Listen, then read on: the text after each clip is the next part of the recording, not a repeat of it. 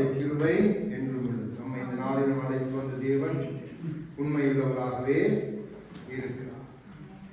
கடந்த வாரம் நான் உங்கள் மத்தியிலே சொன்ன ஒரு காரியம் அநேகருக்குள்ளே ஒரு தடுமாற்றத்தை உண்டாக்கி நான் அதை கொஞ்சம் தெளிவுபடுத்திட்டு நான் செய்திக்குள்ள கடந்து நான் சொன்னேன், ஒரு காரியம் சொன்னேன், இப்ப இல்லை, நான் பின்பாக சொல்லுவேன். தேவன் ஒரு காரியத்தை வெளிப்படுத்தினால் அதை நான் பின்பாக சொல்லுவேன்.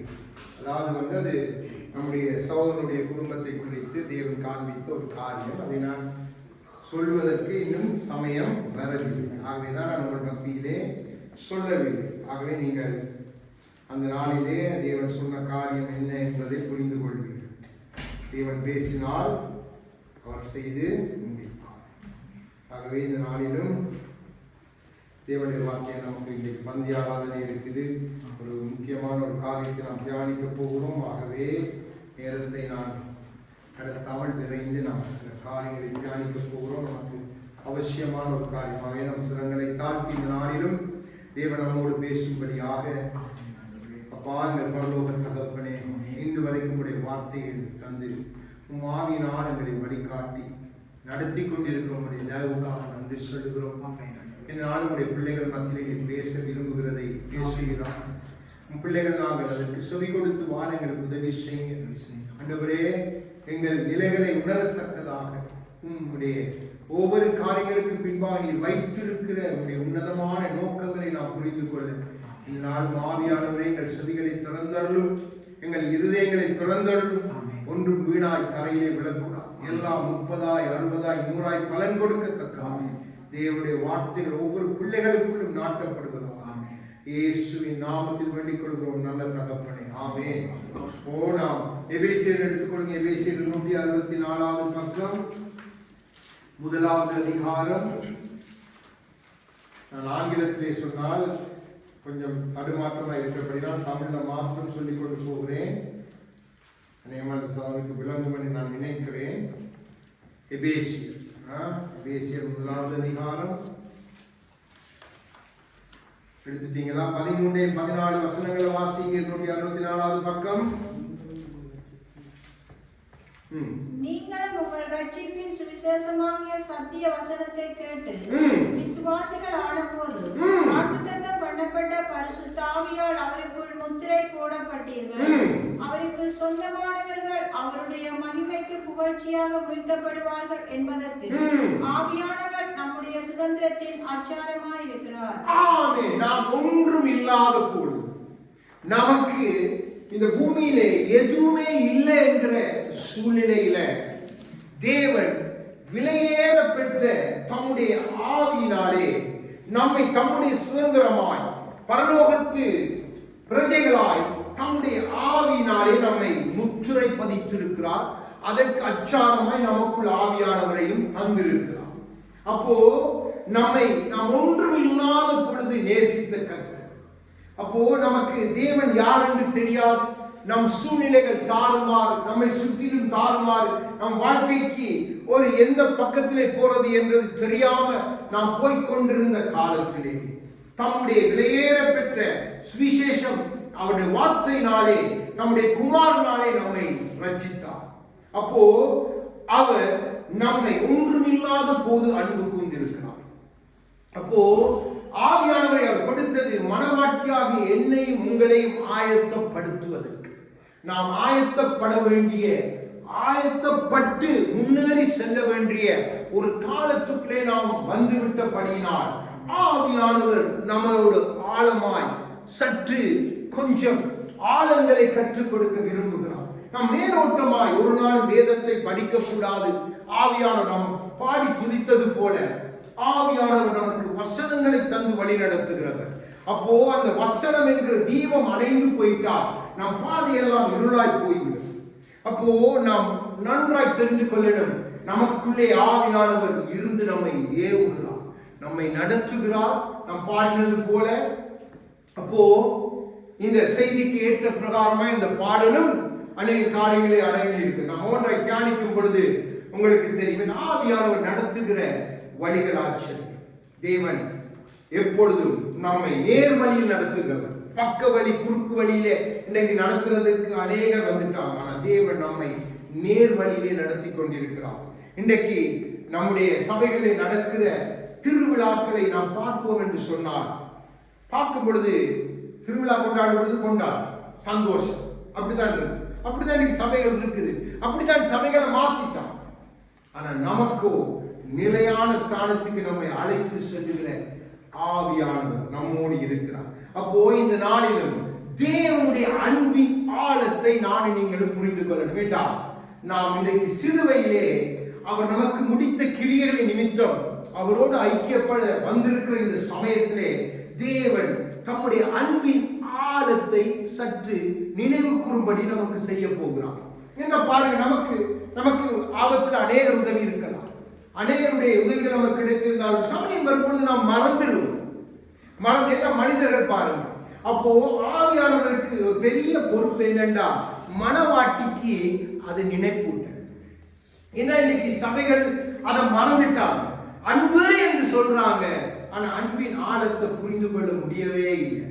அப்போ முதலாவது தேவ அன்பின் ஆழத்தை நானும் நீங்களும் புரிந்து கொள்ளணும் என்று சொன்னால், தேவன் என்னையும் உங்களை நேசித்த நேரத்தை நானும் நீங்களும் தெரிந்து கொள்ள. நம்மை அவர் நேசித்த சூழ்நிலை எப்படிப்பட்டது, எப்படி நம்மை நேசித்தார், எந்த பிரகாரமாய் நம்மை நேசித்தார், நாம் எப்படிப்பட்ட சூழ்நிலை இருந்தோம் என்கிற சில காரியங்களை நாம் புரிந்து கொண்டால் தேவ அன்பினுடைய ஆழத்தை நாம் புரிந்து கொள்ளலாம்.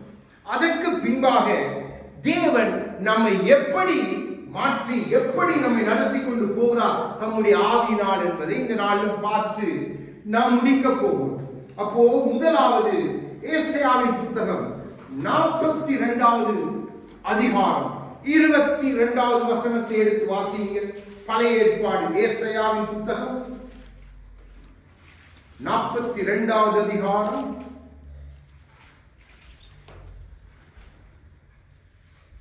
22வது வசனம் எடுத்து வாசிங்க.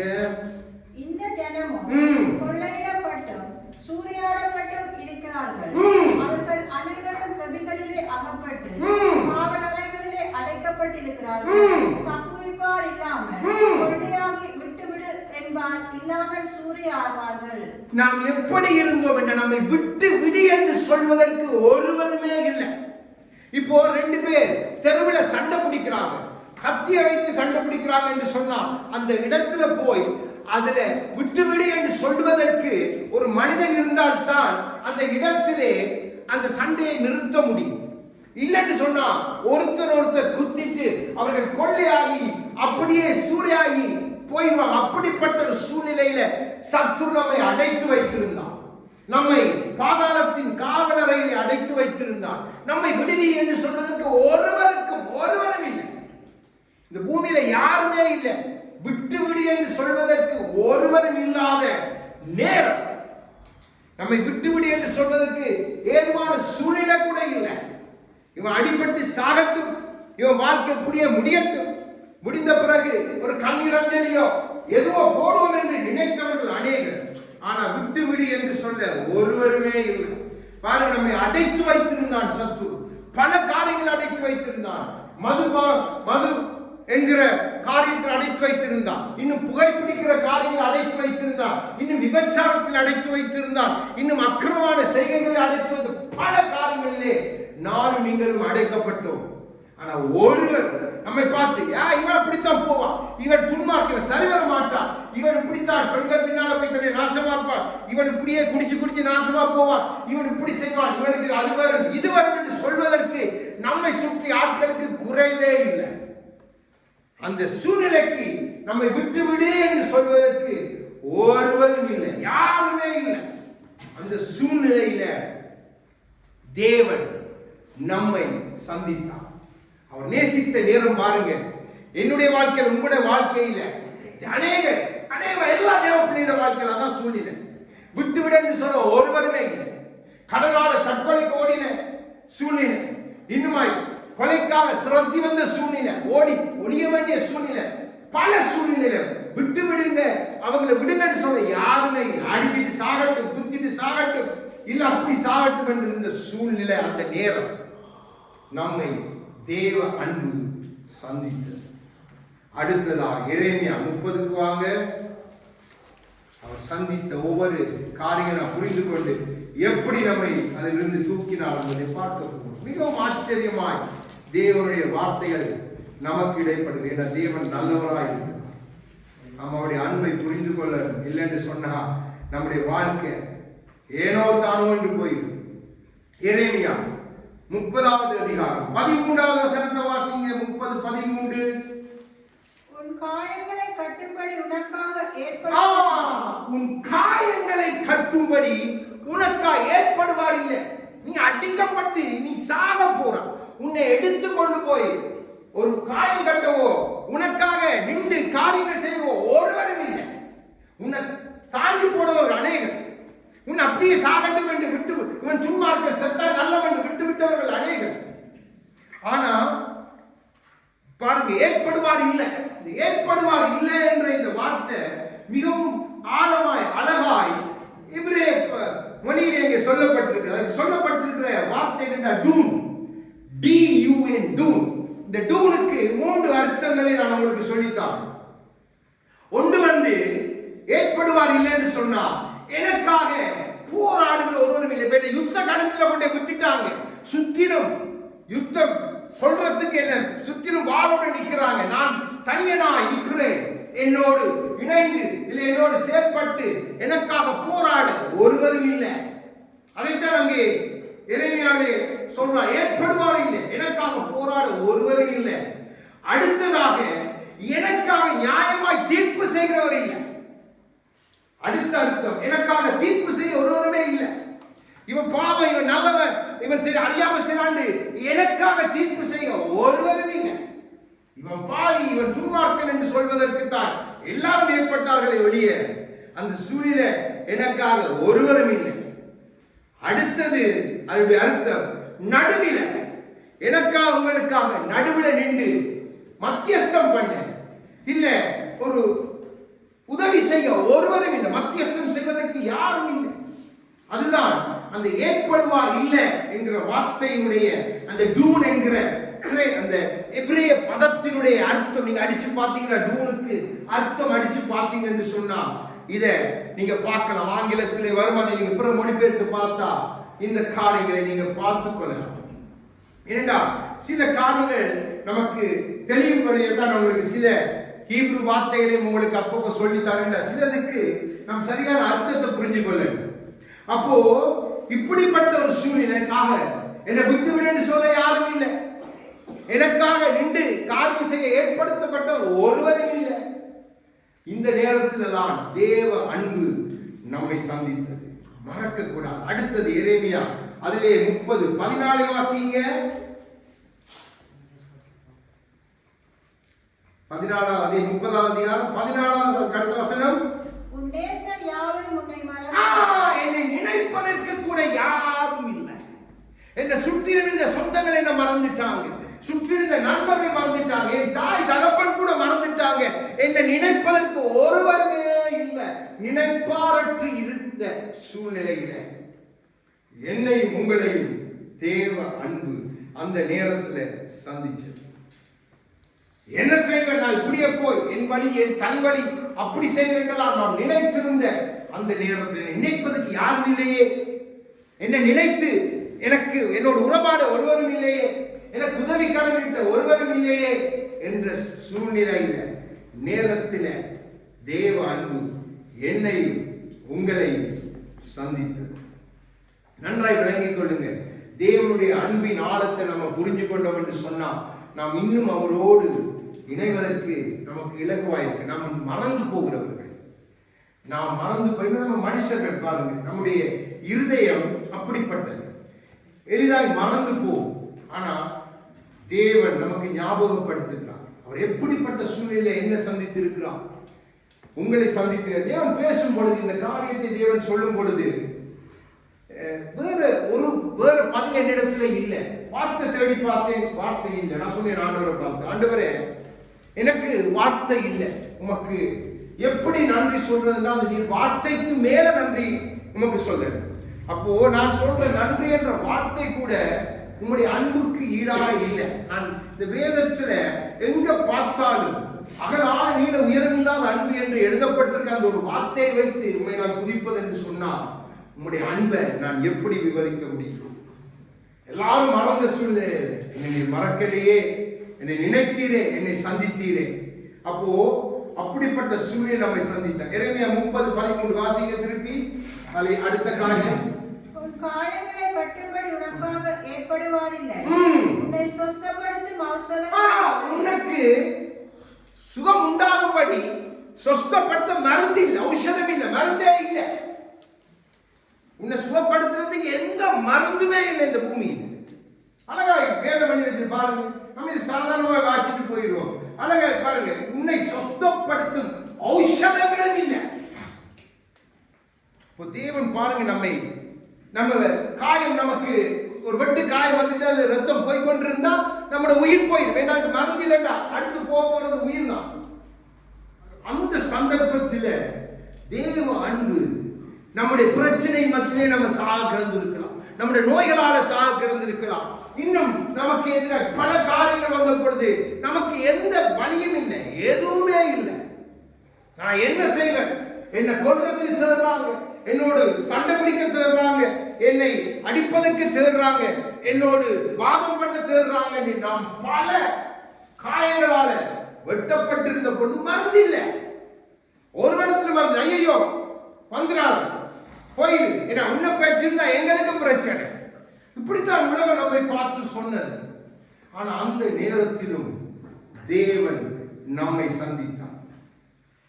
அடுத்தது எரேமியா 30:17 வாசிங்க. அவர்கள் உன்னை விசாரிப்பாரற்று சீயோன் என்று அவர்கள் உன்னை விசாரிப்பற்ற சீயோன். பாத்தீங்களா? உன்னை விசாரி பண்ணி ஒன்றுக்கும் இல்லை, உன்னை விசாரிக்க முடியாது. போயிடு எங்களோட வீடு வாசல் ஏற வேண்டாம், எங்களோட இடத்துல வர வேண்டாம், உன்னை நாங்க விசாரிக்க முடியாது, உனக்கு உதவி செய்ய முடியாது, பல காரியங்கள் நீங்க போட்டு பண்ணுங்க. அப்படிப்பட்ட சூழ்நிலையிலும் தேவ அன்பு என்னை உங்களை சந்தித்திருக்கு. நம்முடைய சூழ்நிலைகள் நம்ம நன்றாய் புரிந்து கொள்ளணும். நான் உங்களுக்கு கற்றுக் கொடுக்கிறது கொஞ்சம் தான், வேத வசனத்தை வைத்து இதை ஆழமாய் தியானிக்க வேண்ட அநேக காரியங்கள் உண்டு. அப்போ நான் சாதாரண உங்களுக்கு சில காரியங்களை சொல்லி அதை விளங்கப்படுத்த விரும்புகிறேன். என்ன, நம்ம சிறுவயதில் அவர் செய்து முடித்ததன் அந்த அன்பின் ஆழத்தை நம்ம புரிஞ்சு கொண்டு தேவ பிள்ளைகள் அந்த அன்பை எப்படி குறிப்பிட்டாங்க என்று சொன்னால், தங்கள் வசதிகளுக்கு ஏற்ப, தங்கள் சொகுசான வாழ்க்கைக்கு ஏற்ப, தங்களுக்கு தங்களுடைய தேவைகளுக்கு ஏற்ப, ஏதோ கேட்டோனே ஏசப்பா வந்து அதை செய்யணும், ஏசப்பா தாளாட்டணும். நான் வரும் பொழுது ஒரு காரியத்தை சகோதரத்தில் சொல்லிக் கொண்டு வந்தேன். ஒரு கணவன் மனைவி, ஒரு குடும்பம். அந்த கணவன் இளம் கணவன், மனைவி இளம் மனைவி, ஒரு பிள்ளை. திடீரென்று ஒரு வியாதி வந்து அவங்கள்ட்ட பணம் இல்லை, வசதி இல்லை, ஆனா ஆண்டவரை சேர்த்துக்கு போறாங்க. திடீரென்று கணவன் ஹாஸ்பிட்டலுக்கு கொண்டு போன டைம்ல அவங்களை ஒன்றும் செய்ய முடியல, மறைத்து போகலாம், ஏன்னா அந்த வியாதி முற்றி விட்டது. அப்போ மனைவி வந்து சொன்னாவா, இந்த இயேசு எனக்கு தேவையில்லை, இந்த இயேசு எனக்கு தேவையில்லை, கணவனை காப்பாற்றாத இயேசு எனக்கு என்னத்துக்கு, என்ன கையை விட்டுட்டா எனக்கு ஒரு பிள்ளை இருக்குது. அப்போ அந்த கணவன் மறிக்க முன்பு ஒரு கடிதம் எழுதி வைத்தார். நான் மறித்த பின் இந்த கடிதத்தை இந்த சரீரத்துக்கு மேல வைங்க. அப்போ சரீரம் ஹாஸ்பிட்டலுக்கு மேல அந்த கடிதத்தை வச்சிருக்கிறாங்க. கடைசியில் எழுத கடிதம். அவர் சொன்னாராம், என்னை நீர் எடுத்துக்கொள்கிறீர்கள், என் மனைவிக்கு நீ யார் கணவனா வரப்போறான்னு தெரியாது, என் பிள்ளைக்கு யார் தகப்பனாய் வரப்போறான்னு தெரியாது, என்னுடைய சொந்தங்களை விட்டு, என்னுடைய உறவை விட்டு என்னை நீ எடுத்துக்கொண்டு என் வியாதியில நம்மிடத்தை ஜெபம் பண்ண, நீ எனக்கு உதவி செய்யல, நீ எனக்கு ஒன்றும் செய்யல, அதால எனக்கு பரலோகம் தேவையில்லை, எனக்கு இயேசுவும் தேவையில்லை என்று அந்த மனிதன் தன்னுடைய கடைசி கடிதத்திலே எழுதி வைத்துட்டு மறித்து போயிட்டான். அப்போ அவங்களுடைய ஊழியர் அவர் அந்த சர்வத்தை பார்க்க வந்த போல அந்த கடிதம் அவருடைய கண்ணிலே பட்டது. அந்த கடிதத்தை அவர் எடுத்துட்டு அவருக்கு என்ன பதில் சொல்வது என்று ஒன்றுமே தெரியல. அப்போ அந்த ஊழிய ஆரம்ப நாட்கள். அப்போ அவர் அந்த கடிதத்தை எடுத்துக்கொண்டு அவர் அந்த மகனுக்கு ஆறுதல் சொல்ல முடியல, ஏன்னா எல்லாம் எதிர்த்து நிற்கிறாங்க. எடுத்துக்கொண்டு அவர் தன் காரில் ஏறி ஒரு இடத்துக்கு போய் தன் காரை நிறுத்திவிட்டு ஒரு குன்றின் மேலே ஏறி அந்த கடிதத்தை வானத்துக்கு நேராக அப்படியே விரித்து ஆண்டவரை பார்த்து கதறினார். ஆண்டவரே, இதுக்கு நான் என்ன பதில் செய்ய முடியும், நான் என்ன சொல்லட்டும் என்று சொல்லி ஆண்டவரை பார்த்து அவர் கதறி இருக்கிறார். அப்போ தேவன் அவர் மறித்தது சரியான மறந்து செய்ய முடியல. அது கடைசி நேரத்தில் தான் அந்த போதகருக்கும் சில காரியங்கள் தெரிய வந்து அவர் ஜெபித்தப்போ இதிலே தேவனுடைய எந்த காரியமும் இல்லை. அப்போ அவங்க கோபித்ததெல்லாம் தேவனோடு. அப்போ அவர் அப்படியே அழுது கொண்டிருக்கும் பொழுதே திடீரென்று தேவன் அவருடைய இதயத்தில் எழுதினாராம். ஒரு ஹாஸ்பிட்டலை ஊழியத்தின் ஒரு ஊழியம் வளரும் பொழுது ஒரு ஹாஸ்பிட்டலை கட்டு. அப்போ இந்த மகனுடைய ஊழியம் சில வருடங்கள் கழிந்து விட்டது. அதற்கு பின்பாக ஒரு ஹாஸ்பிட்டலை கட்டி இருக்கிறார் ஸ்ரீலங்கா. இல்லை, அந்த ஹாஸ்பிட்டலில் அவர் சாட்சி கொடுக்க கண்ணீரோடு அழுது சாட்சி கொடுக்கிறார். இயேசு எப்படிப்பட்டவர், இயேசுட அன்பு எப்படி, நாம் எப்படி இயேசுவோட எதிர்த்து நிற்கிறோம் சொல்றார். எனக்கு எதுவும் என்ன இதயத்தில் பரலோகத்து தேவனை அவர்கள் மறுதளித்து தான் என்னை துக்கப்படுத்தி ஒரு வியாதி நிமித்தம். அப்போ அந்த குறை நீங்கள் அதுதான் நான் கதறினேன் ஆண்டவரிடத்திலே. இன்றைக்கு தேவன் இந்த ஹாஸ்பிட்டலை கட்ட பண்ணியிருக்கிறார். அப்போ நிச்சயமாய் அங்கே அவர் சொல்லுகிறார், நிச்சயம் கஷ்டப்பட்டவங்களுக்கு மருத்துவ வசதி செய்வதற்கும் தாங்கள் ஜெபம் பண்ணி. அப்போ பாருங்க என்ன சொல்லுவாரு, நம்மை தேவன் நினைத்து எதற்காய் தேவன் நம்முடைய வாழ்க்கையில சில கிரியைகள் நடத்துகிறான்னு கூட நாம் புரிந்து கொள்ள முடியாம நாம் தேவ அன்பை உதாசீனப்படுத்துகிறோம். யோசிச்சு பாருங்க, அந்த மகனுடைய நிலைமை, அந்த மகனுடைய நிலைமை, அந்த குடும்பத்தின் நிலைமை. அவர்கள் தேவனை பற்றி கொண்டிருந்தால் தேவ அன்பு அவர்களை உன்னதமான ஸ்தானத்துக்கு கொண்டு போயிருக்கும். தேவன் அதை பின்னாலே விளங்கப்படுத்தி இருப்பார். அப்போ நாம் தேவனுடைய அன்பை தியானித்து தேவ அன்பை நாம் புரிந்து கொள்ளாத வரைக்கும் நம்முடைய வாழ்க்கையிலும் நாம் தேவனோடு நமக்கு ஒரு சிறு காய்ச்சல் வந்தால், ஆண்டவரே நான் உங்களுடைய பிள்ளைதான், எனக்கு ஏன் இந்த வகுத்து வலி, ஏன் இந்த காய்ச்சல், ஏன் எனக்கு இந்த வலி, நான் இதெல்லாம் தாங்க நம்முடைய பிள்ளைதான், எனக்கே அனுமதிக்கிறீர் என்றால் ஆண்டவர் உன்னை நம்பி அனுமதிக்கிறார். தெரியுமா, அவருடைய மகிமையை உன் வாழ்க்கையில வெளிப்படுத்தும்படியாக வேறு யாரையும் நம்பி அவர் செய்ய முடியாது. அவர் நமக்காக அனுமதித்தார். நம்மிடத்தில் அவர் எதிர்பார்க்க யோபுக்கு அனுமதித்தார், ஏன் பவுலுக்கு அனுமதித்தார். நன்றா யோசிச்சு பாருங்க.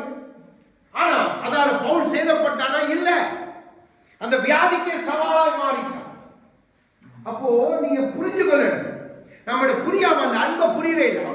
என் மகன் இந்த இடத்துல நின்று ஜெயிப்பார், அப்போ நான் ஜெயம் கொடுப்பேன். ஆனா அவன் எனக்காய் இந்த சூழ்நிலை அறிக்கப்படி என்னை துடித்து மகிமைப்படுத்துவார் என்கிறதை தேவன் காணும்படியாக, சத்துருவுக்கு அதை அறியப்படும்படியாகத்தான் தேவன் நம்முடைய வாழ்க்கையில சில காரியங்களை அனுமதிக்கிறது.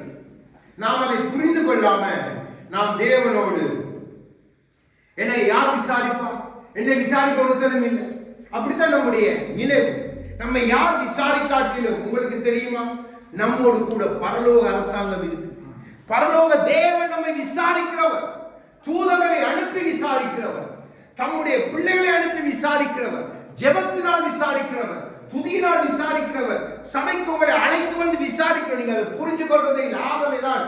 அநேக சபையை விட்டுட்டு போகும் பொழுது தேவனுக்கு துக்கம். தேவன் கொண்டு வந்து உங்களை விசாரித்து தேவன் ஒரு காலத்தில் நிச்சயமா எல்லாத்தையும் செய்வார். பரலோகம் உங்களோட இருக்கு. நீங்க மறந்து போறபடியாலதான் உங்களுக்கு கொடுக்கப்பட்ட தேவ தூதர்கள் இதெல்லாம் அன்பின் நிமித்தம் கொடுத்திருக்கிறார். சாதாரண காரியம் இல்லை. இந்த உலகத்துல யோசிச்சு பாருங்க, ஒரு தூதன் ஒரு பாளையத்துல 1,85,000 பேரை ஒரு நிமிஷத்தை அதம் பண்ணக்கூடும் என்றா நமக்கு 2 தூதர்கள் தந்திருக்கிறாரு. எப்படிப்பட்ட தூதர்கள்! நீங்க அதுக்காக தேவனுக்கு நன்றி சொல்றீங்களா இல்லை எனக்கு தெரியாது. ஆனா உண்மையாக நான் ஒவ்வொரு நாளும் சொல்றேன், ஒவ்வொரு நாளும் ஆண்டவரே நீர் எனக்காக, என் குடும்பத்துக்காய் நீர் கொடுத்த உம்முடைய தூதர்களுக்காக உமக்கு நன்றி. ஏன்னா அதை உணர்வனாலதான் அதை சொல்ல முடியும். நன்றாய் விளங்கிக் கொள்ளுங்க. நம்ம எழுப்பி விடுவதற்கும் நம்மோடு இருந்து காரியம் செலுத்தும் அந்த அன்பு நம்மை ஏவுகிறது. நாம் அதை புரிந்து கொள்ளணும்.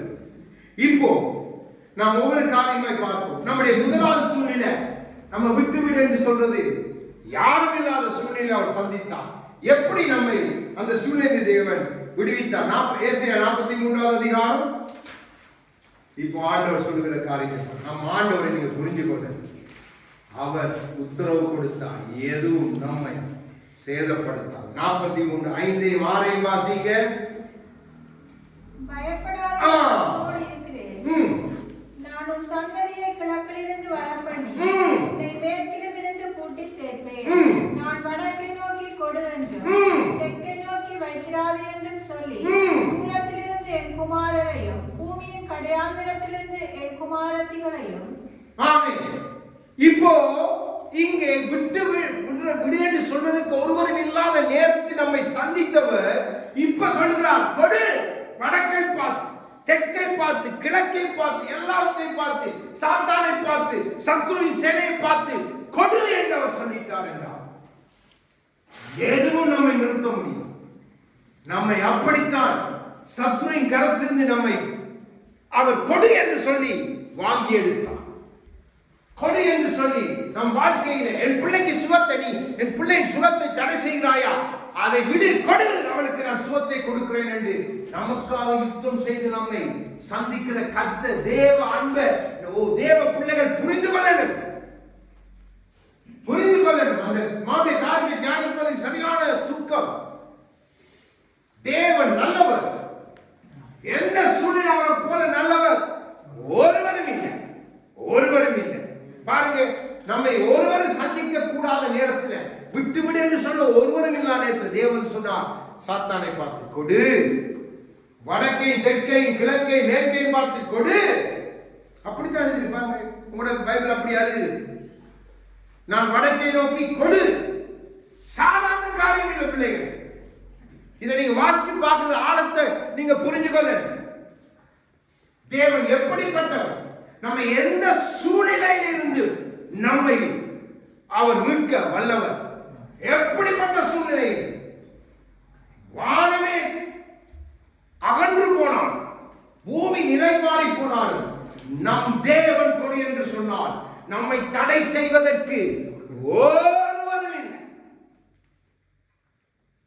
ஆனால் அந்த சூழ்நிலையில தேவ அன்பை நீங்க புரிந்து கொள்ளாதபடியால்தான் தேவனும் பார்த்து கொண்டு என் மகள் எப்போ இந்த அன்பை புரிந்து கொள்வார்.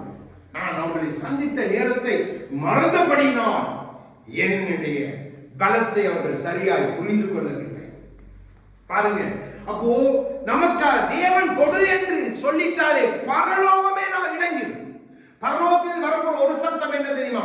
கொடு. அப்போ பரலோக சேனை நம்ம பரலோகத்தின் சகல எல்லா 4 ஜீவன்கள் 24 மூப்பர்கள் எல்லாரும் இணைஞ்சிருவாங்க. அப்போ எனக்கும் உங்களுக்கும் கொடுக்கப்படுகிற அந்த அன்பின் பலம் சாதாரணமானதல்ல. நாம் சாதாரணமாய் புரிந்து கொண்டிருக்கிறபடினால்தான் நாம் தேவனை பார்த்து கேள்வி கேட்கிறோம். அதிக கேள்வி. ஒரு நாளும் கேட்காதீங்க. சில நேரத்தில் கணவனுக்குள்ள இருக்கிற ஆவிக்குரிய வளர்ச்சி மனைவிக்கு இருக்காது. தேவன் கணவனோடு பேசி நடத்தி கொண்டிருப்பார். கணவன் அதன் நிமித்தம் அமைந்திருந்தாலும் சில நேரங்களில் சத்துரு பார்ப்பான், ஓஹோ இந்த சூழ்நிலையிலும் இவன் எப்படி இவனை விடவே கூடாது, விட்டு விடக்கூடாது, அவன் போராடும். நமக்காக ஒருவர் இருக்கிறார் கொடு என்று சொல்லி கொடுப்பதற்கு. நமக்கு நன்றாக விளங்கிக் கொள்ளுங்க. எனக்கு 5 வருடமாய் திருமணமாகி பிள்ளை இல்லை. எல்லாரும் சொன்ன காரியம் வேறு. ஆனால் நான் ஒன்றை மாத்திரம் பிடித்துக் கொண்டேன், தேவன் எனக்கு பிள்ளையை கொடுப்பார். அதே மாதிரி தேவன் கொடுத்தார். அப்போ நீங்க அந்த டைம் வரைக்கும் ஆண்டவர் பார்ப்பார். சிலருக்கு சில வருஷங்களை கொஞ்சம் அதிகமாய் வைத்து பார்ப்பார். ஆபிரகாமுக்கு 25 வருஷம் நல்ல காலம், கர்த்தருக்கு ஸ்தோத்திரம். இந்த ஆபிரகாமுக்கு 5 வருஷத்துல கொடுத்துட்டார். இன்னைக்கு வளர்ந்து வாலிபனாய் வந்து நிற்கிறதுக்காய் கர்த்தருக்கு ஸ்தோத்திரம். நான் ஏன் சொல்றேன் என்று சொன்னா, நாம் தேவ அன்பை புரிந்து கொள்றது இல்லை. அப்போ நம்முடைய அன்பு என்ன செய்யும் என்றா தனிந்து போயிட்டு கொடுக்க முடியாதா? ஏன் செய்ய முடியாது? எதுக்கு நீ செய்யல? அவங்க செய்ய எனக்கு செய்ய இப்படியே அவங்களுக்கு வேலை, எனக்கு வேலை இல்லை. அவங்களுக்கு நல்ல காசு கொடுத்துருக்கிறேன், எனக்கு இல்லை. இப்படி நாம் கேள்வி கேட்போம். நன்றாய் விளங்கிக் கொள்ளுங்க, தேவன் மாத்திரம் அறிவார். அப்போ ஒரு நாளும் தேவ அன்பை நீங்க கேள்வி கேட்கவே கூடாது. அடுத்தது ஏசாயா 43 3 வாசிங்க. அதிலே அதிகாரம் 3 பரிசுத்தரும் உன் இரட்சகருமாயிருக்கிற உன் தேவனாகிய கர்த்தர் உன்னை மீட்டும் பொருளாக எகிப்தையும் உனக்கு ஈடாக எத்தியோப்பியாவையும் சேபாவையும் கொடுத்தேன். நீ என் பார்வைக்கு அருமையானபடியினால் என்றாய். நான் உன்னை சிநேகித்தேன். ஆதலால் உனக்கு பதிலாக மனுஷர்களையும் ஜீவனுக்கு ஈடாக ஜனங்களையும் கொடுத்தேன். பாருங்க, இப்போ உதாரணத்துக்கு இப்போ நான் என்னுடைய மனைவியை திருமணம் பண்ணும் பொழுது நான் சொல்லுகிறேன், மனைவியை பார்த்து மட்டக்களப்பு சிட்டியை நான் உங்களுக்காக தான். அப்போ அவன் மேல இருக்கிற அன்பு பாருங்க, எப்படிப்பட்ட அன்பு. அந்த அன்பின் நிமித்தம் நான் சொல்லுகிறேன். இங்கே ஆண்டவர் சொல்லுகிறார், என்ன சொல்லுகிறார்? உனக்காக எகிப்து தேசத்தை நான் கொடுத்தேன். எகிப்து தேசம் சொன்ன அந்த நாட்டில் எகிப்து தேசம் நீங்க நினைக்கிற மாதிரி ஒரு சாதாரண தேசம் இல்லை, பறந்து விரிந்த தேசம். அந்த தேசத்தை ஆண்டவர் சொல்லுகிறார், நான் உனக்கு என்ன மதிப்பில்லாத எனக்கு தேவன் ஒரு மதிப்பை காண்பிக்கும். அந்த தேசத்தை நான் உனக்கு ஈடாய் கொடுப்பேன். உனக்காக மனுஷர்கள் ஜாதிகளை கொடுப்பேன்டா. என் அன்பு எப்படிப்பட்டது மகனே மகளே புரிந்து கொள்ள. இஸ்ரவேலுக்கு எகிப்து தேசம், நமக்கு தேவன் எப்படிப்பட்ட அன்பை கொடுத்திருக்கிறார். 1 பேதுரு 1 அதிகாரம் 19வது வசனத்தை எடுத்து வாசிங்க.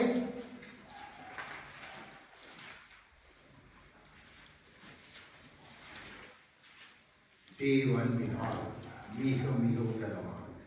குற்றமில்லாத மாசற்ற ஆட்டுக்குட்டியாகிய கிறிஸ்துவின் வெளியேறம் பெற்ற இரத்தத்தினாலே மீட்கப்பட்டீர்கள் என்று அறிந்திருக்கிறேன். ஒரே பேரான குமாரனை விலைக்கிரயமாய் செலுத்தி இரத்தத்தையே எனக்காய் உங்களுக்காக சிந்த பண்ணி என்னை உங்களை மீட்டுக் கொண்ட அன்பினுடைய ஆழத்தை நீங்க எப்படி பாடுவீங்க? எப்படி துதிப்பீங்க? என்ன சொல்வீங்க? இதை தந்தவர் மற்றவர்களை அருளாது இருப்பது எப்படி? அப்போ பாருங்க, நம்ம எப்படி இருந்தோம்? விட்டு விடு என்று சொல்ல ஒருவரும் இல்லை. நமக்காக ஏற்படுவார் ஒருவரும் இல்லை. தேவன் தன் குமாரனை ஏற்படுத்துகிறார். அங்கே இஸ்ரவேலுக்காக எகிப்தை ஏற்படுத்துகிறார். நீங்க நம் தேவ அன்பை தியானிக்க தியானிக்க தியானிக்க உங்களுடைய கண்கள் குளமாய் போகும். உங்களுக்கு துதிக்கிறதுக்கு வார்த்தை வராது, அப்படியே விழுந்துருவீங்க. கையை நீட்டி அப்பா உங்களோட பாதம் தான் என்று சொல்லி விழுந்துருங்க. அப்படிப்பட்ட அன்பை இன்றைக்கு தேவ பிள்ளைகள் சரியாய் புரிந்து கொள்ற இல்லை. அதனாலதான் சபைக்கு வார இல்லை. சபைக்கு வரலன்னா காட்டுறதுக்கான சபைக்கு ஏன் வர? உனக்கு தேவ அன்பின் ஆழம் புரியல. இன்னைக்கு அந்த அன்பின் நிமித்தம் தேவனை தேடி வருவோம். அந்த அன்பின் நிமித்தம் தேவனை நீ விசாரிக்க வருவாய். தேவனை விசாரிக்கிறவர்கள் பாருங்க, ஜபத்துக்கு வாருங்க. யோசிச்சு பாருங்க, நம்முடைய அன்பு எவ்வளவு பொய்த்தனமான அன்பு இருந்தாலும் தேவ அன்பு எப்படிப்பட்டது, எவ்வளவு ஆழமான ஆணித்தரமான அன்பு.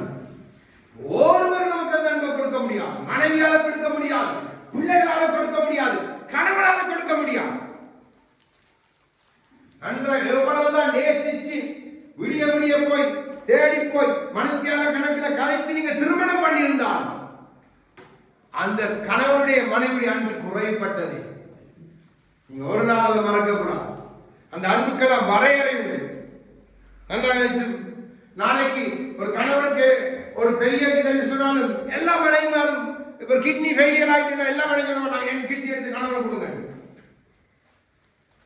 டொனேஷன் கொடுக்கிறாரோ இருந்தா எடுப்போம் காசு, அப்படித்தான் சொல்லுவாங்க. யோசிச்சு பாருங்க, எப்படிப்பட்ட தன் குமாரனை அடிக்க கொடுத்து என்னை அன்று இஸ்ரவேலுக்கு எகிப்து, எனக்கு உங்களுக்கு குமார். நாம் எவ்வளவு விசேஷித்த தேவ அன்புக்குள்ள வந்திருக்கிறோம். நம்மை விசாரிக்க ஏற்படுவார் இல்லை, நமக்காக போராட ஒருவர் இல்லை, மத்தியஸ்தர் பண்ண ஒருவர் இல்லை, எனக்கு நியாயம் செய்ய ஒருவர் இல்லை. யாருன்னு சொன்னா இதோ என் குமாரனை தந்து இவ்வளவாய் அன்பு கூறுகிறேன். அன்பை தியானித்துக் கொண்டிருந்தேன். அன்புல நீங்க தியானித்துக் கொண்டிருந்தீங்கன்னா தான் அன்புல பெருக முடியும். இல்லைன்னு சொன்னா நீங்க அன்புல குறைபட்டு கொண்டே போயிருவீங்க. அடுத்தது ஏசாயா 43:21 வசனத்தை வாசிங்க. இந்த ஜனத்தை எனக்கென்று ஏற்படுத்தினேன், இவர்கள் என் துதியை சொல்லி வருவார்கள். அல்லேலூயா. பாருங்க, அடுத்தது ஆண்டவர் சொன்ன நான் உன்னை ஏற்படுத்தினேன். நீ ஏற்பட எனக்கு இல்லை யாரும் நீ சொல்லியே. இப்போ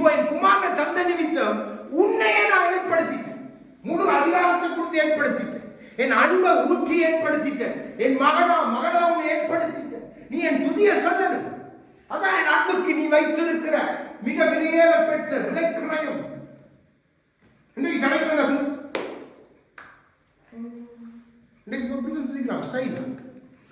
சபை நவீனமா மாறி காலுக்கு மேல கால் போட்டு இருந்து துதிக்கிறாங்க. சும்மா இப்படி துதிக்கிறாங்க. போட்டு உடுப்பு இதெல்லாம் கூட அதை இப்படி பார்த்து தேவனுக்கு தேவ சமூகத்தில் வெளியில போய் கணக்க விட்டான். நம்முடைய வாய்கள் ஆனா சபையில அன்பின் தேவனை துதிக்க சொன்னா துதி வரா. 2 பேர் 3 பேர் இருந்தாலே துதி சத்தம் அப்படியே போயிடும் பரலோகத்துக்கு. அதான் ஆண்டோட வசனம் சொல்லுது. யோசிச்சு பாருங்க. துதிக்கும் பொழுது நம்ம எங்கே பார்க்கணும்? ஒரே சிந்தையில கிறிஸ்து நம்ம ஆண்டவர் நமக்காக எல்லாம் செய்த அந்த அன்பிரிக்கணும். நீங்க உங்களை மனைவி நேசிக்கிறேன்றாலும் அன்பிருந்தாதான் நீங்க அவள் வேற கொஞ்சமா அன்பிருந்தாதான் நீங்க நேசிக்க முடியும்.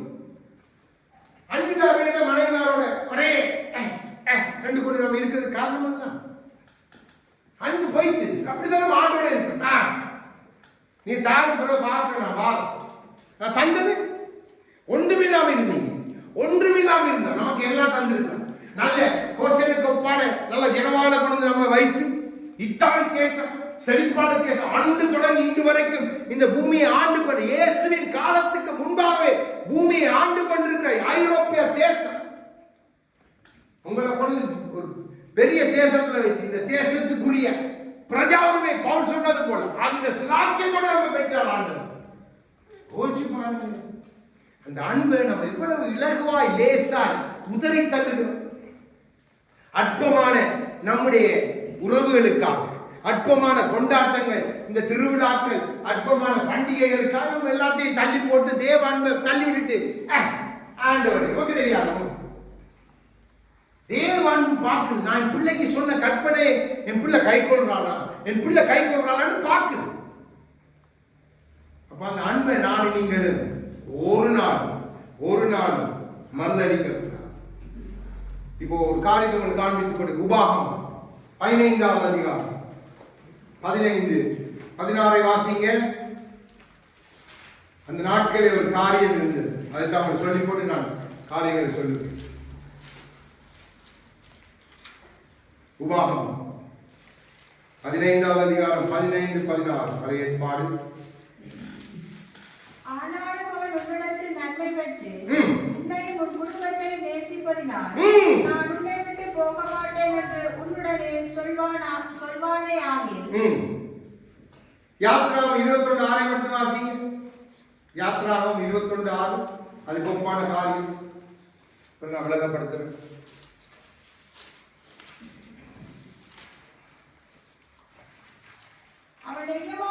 அவனை நியாயாதிபதிகளிடத்தில் அழைத்துக் கொண்டு போய் அவனை கதவின் அருகேயாவது கதவின் அருகேயாவது சேர பண்ணி அங்கே அவன் எஜமான் அவன் காதை கம்பியினாலே குத்த கடவன்.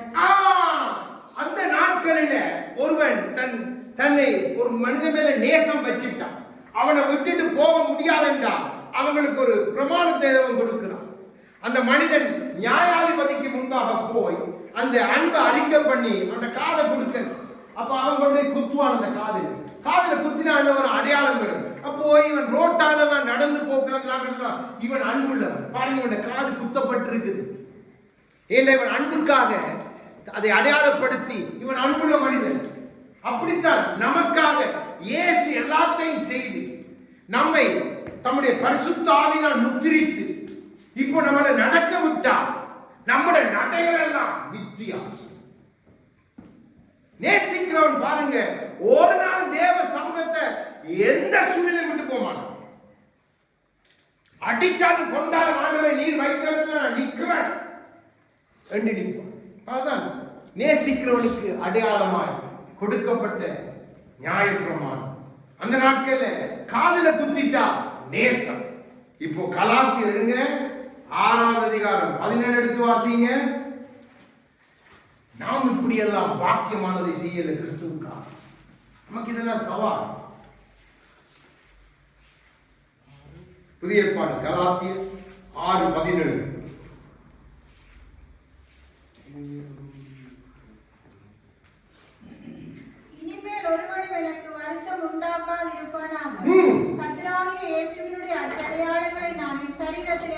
ஜெபித்துக் கொண்டிருக்கிறேன். பவுல் சவால் விடுகிறார்.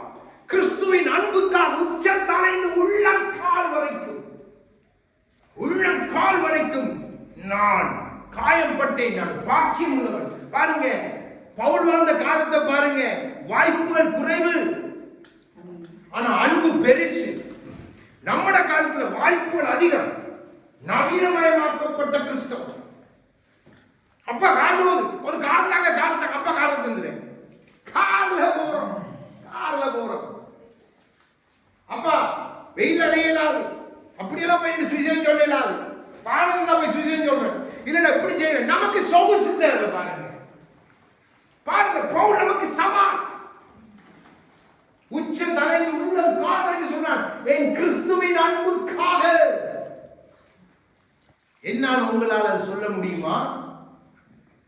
நீங்க அன்பை, தேவ அன்பை புரிஞ்சுக்கோ. நம்ம என்ன விலைக்கிரயம் செலுத்தி இருக்கிறோம். நமக்கு கொஞ்சம் காய்ச்சல் வந்தா, தலைவலி வந்தா, வயிற்று வலி வந்தா, கால்வலி வந்தா ஆண்டவருக்கு தான் பேச்சு.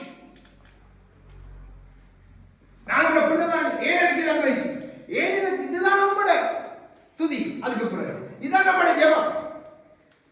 பவுல் அடி வாங்கிட்டு எழுதி போய் சுவிசேஷம் சொல்றோம். அடி என்ன சும்மா அடியில, ரோமருடைய விழாவு சும்மா விழாவில் ஆணிகள் கடாபட புடிங்க எடுக்கும். இப்போ தேவ அன்பை பாருங்க, உன்னத பாருங்க. 8வது அதிகாரம் 6வது வசனத்துல அந்த முதல் வரி எடுத்து வாசிக்க. உன்னத பாட்டு, பழைய ஏற்பாடு.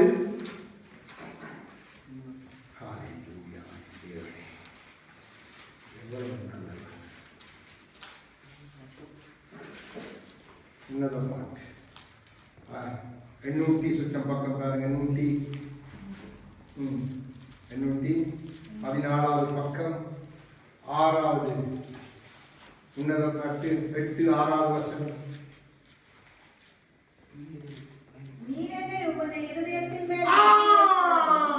எங்க வைத்திருக்கிறீர் ஆண்டவரே? என்னை உங்களுடைய இருதயத்துக்குள்ள முத்திரையாய் பதிச்சிட்டு. ஒன்றை யோசிச்சு பாருங்க. உங்களுடைய என்னுடைய இருதயத்துக்குள்ள ஒரு முத்திரை போறேன்னா இருதயத்தை முதல்ல வெளியில எடுக்க. இருதயத்துல முத்திரை போட்டா வெளியில தெரியுமா? அப்போ இருதயத்துல அந்த முத்திரை போடப்பட்டு நானும் நீங்களும் இருக்கிறோமே, நம்ம மேல அன்பு கொண்ட தேவன் நம்மை இருதயத்துல சுமக்கிறாரே. விலையேறப்பெற்ற, விலை மதிக்க முடியாத உன்னதமான இருதயத்துக்குள்ள நானும் நீங்களும் கிறிஸ்துவுக்குள்ள, அதான் போத கிறிஸ்துவுக்குள்ள, நம்முடைய இருதயத்துக்குள்ள நீங்க போயிட்டீங்க. தேவ அன்பை புரிஞ்சு கொள்ளணும் பிள்ளைகள். அந்த அன்புக்கு பாருங்க, நமக்கு வாய்ப்புகள் நிறைய இருக்கு, அன்பு குறைவு. பவுலுக்கு ஆதி நாட்கள்லாம் வாய்ப்புகள் குறைவு, அன்பு பெருசு. அதிகமாய் விலைக்கிரயம் செலுத்தினாங்க, அதிகமாய் செய்தாங்க. நமக்கு இன்றைக்கு சர்ச்சுக்கு போறா அதுக்கு ஒரு அலங்காரம், எங்கேயாவது இதுக்கு போனா அதுக்கு ஒரு அலங்காரம், இப்படியே சபைக்கு வரேன்டா அலங்காரம். பாருங்க, சபைக்குள்ள ஆண்டவர் சொன்னார் எல்லாரும் சமமா இருக்கு. அங்க தரித்திரனும் வருவான், கஷ்டப்பட்டவனும் வருவான், அப்படிப்பட்டவன் வருவான். இன்னைக்கு சபை தன்னை அலங்கரிச்சு காட்டு. அந்த கஷ்டத்தோட வந்து அவங்க போட்டு வர உடுப்புகளை பார்க்கும் பொழுது துக்கம். அப்போ ஒரு தேவ அன்பு ஒரு மனிதனுக்குள்ள இருந்தா அவன் யோசிப்பான், ஏன் நான் என்ன மாத்திரம் இப்படி உடுக்கப்பட இல்லை, எல்லாரும் சமத்துவமா இருக்கு. மாத்திரம் கிறிஸ்துவின் அன்பு சொல்லுது. அதுக்கேற்ப காரியங்களை செய்வான். இன்னைக்கு என்னத்தை பிரசங்கம் பண்றாங்க சபையில? அன்பை விட்டுட்டு நமக்கு ஒரு தொப்பி வந்துட்டு யூதன் போற, யூதனுக்கு அன்பு இல்லை. யோசிச்சு பாருங்க, கிறிஸ்துவே அன்பு இருந்தா கிறிஸ்துவ கொண்டு அறையிறான். தகப்ப மேல் அன்பு இருந்தா கிறிஸ்துவ அடைஞ்சிருக்க மாட்டான். அவங்களுக்கு ஒரு சால்வை, இன்றைக்கும் சால்வையும் ஒரு தொப்பியை போட்டு இப்படி போய் நின்று தான் அவங்க முட்டி கொண்டு நிற்கிறாங்க. நம்ம கிறிஸ்துக்குள்ள இருக்கிறோம், நமக்கு தொப்பியும் சால்வையும் இல்லை, நம்ம நியாய பிரமாணத்துக்குள்ள இல்லை, நம்ம கிறிஸ்துவின் பிரமாணத்துக்குள்ள இருக்கிறோம். இன்றைக்கு முட்டாள்தனமா போதகர்கள் இதை செய்கிறாங்க. தேவ அன்பு ஒரு மனிதன் புரிஞ்சு கொண்டா இதற்கு அடையாளம் தேவையில்லை. கிறிஸ்துவின் இதயத்துல, நான் கிறிஸ்துவின் இதயத்துல, அந்த அன்பு போதும் எனக்கு.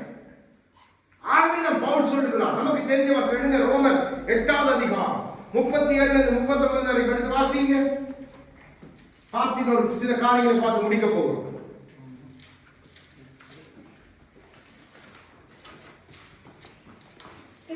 அன்பை விட்டு நம்மை பிரிப்பவன் யார்? ஹல்லேலூயா. உபத்திரவமோ, வியாகுலமோ, துன்பமோ, பசியோ, நிர்வாணமோ, நாசமோசமோ, பட்டயமோ, எல்லாவற்றிலேயும் நாம் நம்மில் அன்பு கூறுகிறவராலே மற்றும் தேவப்படுகிறவர்களாய் இருக்கிறோமே.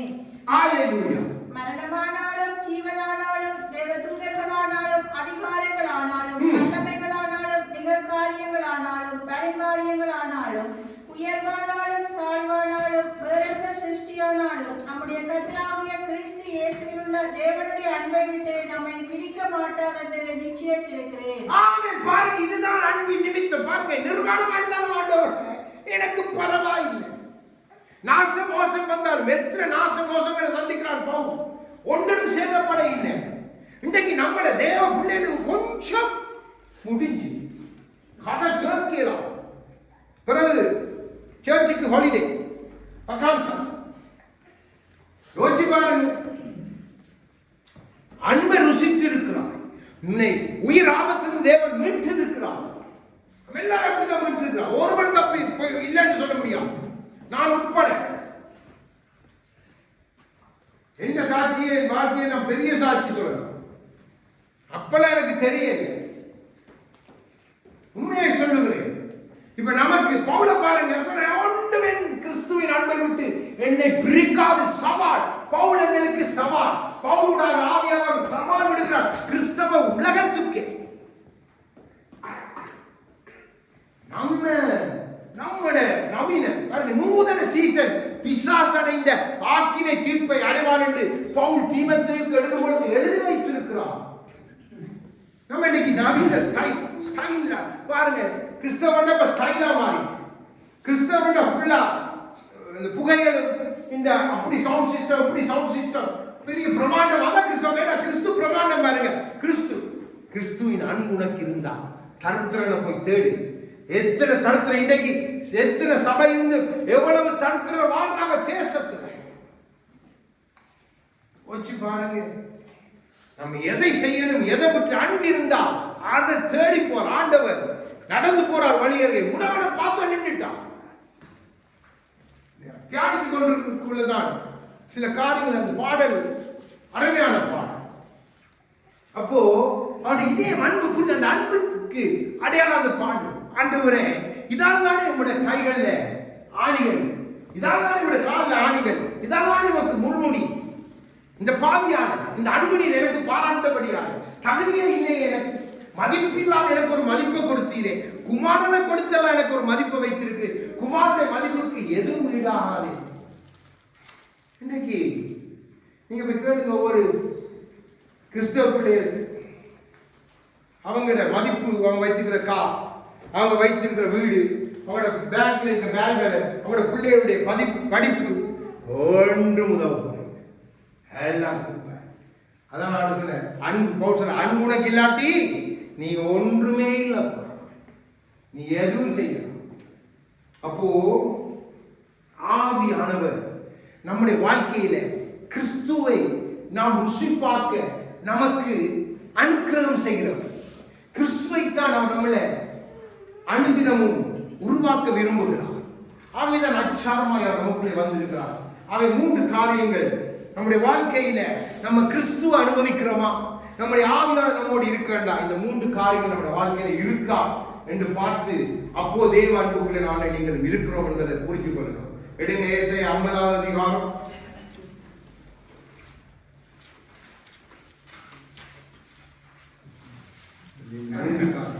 நான் காட்டி கொடுக்கிறேன். 50வது அதிகாரம் 4வது வசனத்தை வாசிங்க. 857வது பக்கம். ஏசாயா 50வது அதிகாரம் 4வது வசனம்.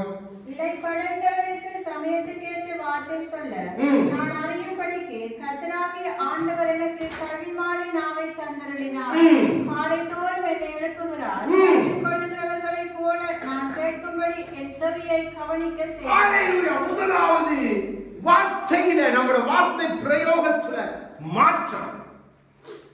கிறிஸ்துவினுடைய ஞானத்துக்கு ஏற்ப நம்முடைய வாயிலிருந்து வர்ற வார்த்தை எல்லாம் கிருபையாய், அன்பாய், தேவ வசனமாய் இருக்கும். முதலாவது கிறிஸ்துவின் அன்புக்குள்ள நீங்க கட்டப்பட்டிருந்தா, கிறிஸ்துவோட அன்புல கட்டப்பட்டிருந்தா முதலாவது அவர் நமக்கு செய்கிற காரியம், அவர் சொன்னார், ஒருவரும் எதிர்த்து நிற்க கூடாத ஞானத்தின் கருள். அந்த ஞானம் என் அன்பினால் கொடுக்கப்பட்டது. உங்களோட வார்த்தையில முதலாவது மாற்றம் இருக்கா ஆராய்ந்து பாருங்க. எப்படி கணவனோடு உறவாடுறீங்க, எப்படி மனைவிமாரோடு உறவாடுறீங்க, எப்படி பிள்ளைகளோடு உறவாடுறீங்க, எப்படி நீங்க மற்றவரோடு உறவாடுறீங்க, உங்களோட வேலை ஸ்தலத்துல வெளியில ரட்சிக்கப்படாத ஜனங்கள் மத்தியில் உங்களோட வார்த்தை எப்படி இருக்கு? கிறிஸ்துவின் அன்பு சொல்லுகிற, அவரை குறித்து சொல்லுகிற அந்த அன்பை மேன்மை பாராட்டி உங்களோட வாழ்க்கையில கிறிஸ்து செய்ததை எல்லாரும் அறிக்கை பண்ணி சொல்ற அளவுக்கு உங்களோட வார்த்தையில மாற்றம் இருக்கும் என்றால், எங்க போனாலும் இவனுக்கு பைத்தியம், எப்ப பார்த்தாலும் கிறிஸ்து கிறிஸ்து சொன்ன அப்ப நீங்க நினைச்சு கொள்ளலாம், கிறிஸ்துவுக்கு நீங்க செய்து கொண்டிருக்கிறீங்க. முதலாவது வார்த்தையில மாற்றம்.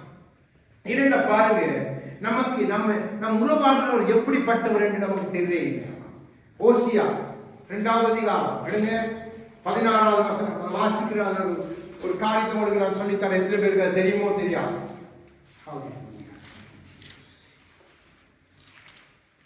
ஓசியா 2:16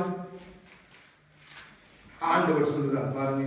அக்காலத்தில் நீ என்னை இனி பாகாளி என்று சொல்லாமல் ஈசி என்று சொல்வாய். ஈசி என்ற வார்த்தை என்ன தெரியுமா? ஈசி என்று சொன்னால் கணவன், மணவாளன். நீங்க மணவாளனுடைய அன்புக்குள்ள வந்துட்டீங்கடா, யோசிச்சு பாருங்க. ஆரம்ப நாட்கள் எல்லாம் நம்ம ஒரு நேசிக்கும் பொழுது எனக்கு தெரியும், நான் நேசித்து திருமணத்தை எனக்கு தெரியும், மனுத்தியால கணக்கு போறதே தெரியாது. காலையில் 9 மணி போனா 2:30 3 மணி பசி இருக்காது. காதைச்சு பக்கத்துல இருந்தா காணும், காய்ச்சா காணும். இது அப்புறம் யாரும் வந்து சொல்ற நேரம் அது வீட்டுல தேடுவாங்க என்றாத்தான் அப்பதான் நம்ம போவோம்.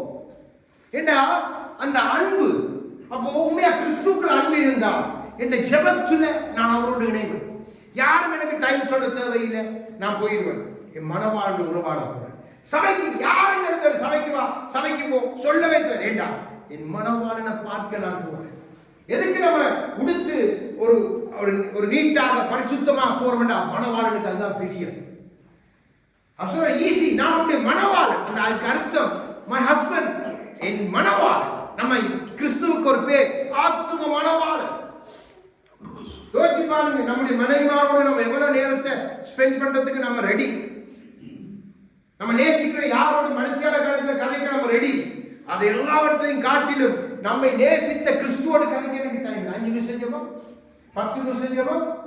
அதுக்கு பிறகு ஞாயிற்றுக்கிழமை நினைச்ச வாரதி இல்லாட்டி இல்லை. இங்க தேவ அன்பை எவ்வளவு தூரம் இன்னைக்கு தேவ பிள்ளைகள் அசட்ட பண்றாங்க என்று நீங்க யோசிக்க. அப்போ அவங்களுக்கு தேவ அன்பு இல்ல, அவங்க வார்த்தையில தாழ்மா. அவங்க பேசி 1 நிமிஷம் பேசிட்டாங்கன்றாலே உங்களோட சமாதானம் போய் நீங்க போய் பேசினீங்கன்றா கிறிஸ்து அன்பிற்கொடியால மட்டும் சொல்லுவாங்க. பிரதர் சிஸ்டர், உங்களோட கதைக்கொண்டு போலே இருக்கு, இங்க கதைக்க கேட்டு எனக்குள்ள ஏதோ செய்யுது, ஏதோ மாற்றம் வருது. அப்போ அந்த அன்பு. அடுத்தது அதிலே சொல்லுகிறார், காலை தோறும் என்னை எழுப்புகிறார். நாம் பாடினோம், நம்மை எழுப்புகிறார். மனவாழ்வு உறவாடும்படியா எழுப்புவார். நம்ம யாரும் சொல்லக்கூடாது, எல்லாரும் தேவை. 1 மணிக்கு முடிப்பு வந்தாலும் ஆண்டவர் துதிக்க துவங்கிடும். 2 மணிக்கு முடிப்பு வந்தாலும் ஆண்டவர் துதிக்க. நடந்து போய் கொண்டு திடீரென இதேவும் ஆண்டவர் பாடி துதிக்க துவங்கிடும். ஆனா இங்க சூழ்நிலை அது பிரச்சனை. எனக்கு தெரியும் மனவாளன் என்னை கைவிடாது என்று அவர் என்னை சந்தித்த வேளையை நான் அறிந்திருக்கிறேன்.